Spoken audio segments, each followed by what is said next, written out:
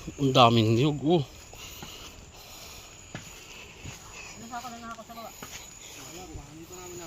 Ay, yung hinakot niyo kanina, nasaan? Yan po ang produkto. Yung mga hinakot. Wala pang, ay, yung hinakot na tapas siya. Ang lalaki ng niyog. Ano? Ay po, mga pamangkin niya na eh. Oo, apo. Apo. Yung apo ko yung mga Yun ang pinagkakakitaan dito. May ilang puno ng niyog po ito? Hindi masabi. May 100. Mahigit.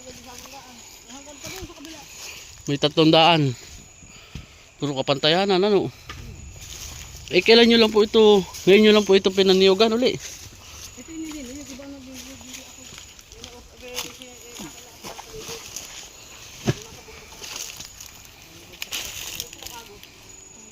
Yan na po yung papunta ng Agus River. Pupuntahan po namin yung Agus River dito.